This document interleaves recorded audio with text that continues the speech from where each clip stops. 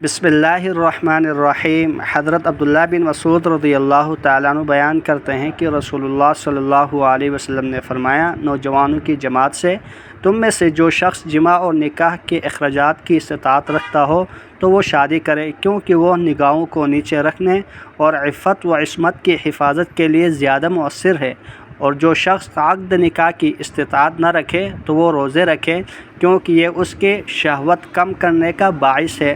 متفق علیہ۔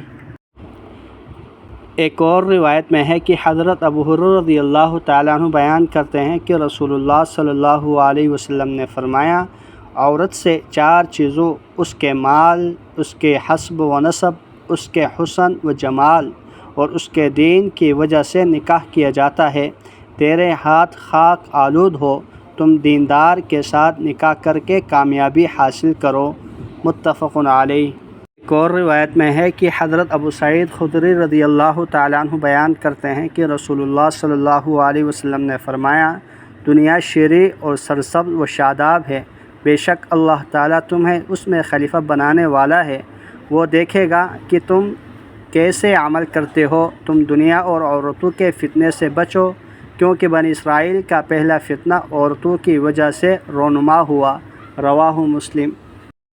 حضرت جابر رضی اللہ تعالیٰ عنہ بیان کرتے ہیں کہ ہم نبی کریم صلی اللہ علیہ وسلم کے ساتھ ایک غزوے میں شریک تھے۔ جب ہم واپس آئے اور مدینہ کے قریب پہنچے تو میں نے عرض کیا، اللہ کے رسول صلی اللہ علیہ وسلم، میں نے نئی شادی کی ہے۔ آپ صلی اللہ علیہ وسلم نے فرمایا، تم نے شادی کر لی؟ میں نے عرض کیا، جی ہاں۔ آپ صلی اللہ علیہ وسلم نے فرمایا، کنواری سے یا بیوہ سے؟ میں نے عرض کیا، جی بیوہ سے۔ آپ صلی اللہ علیہ وسلم نے فرمایا، تم نے کنواری سے شادی کیوں نہ کی؟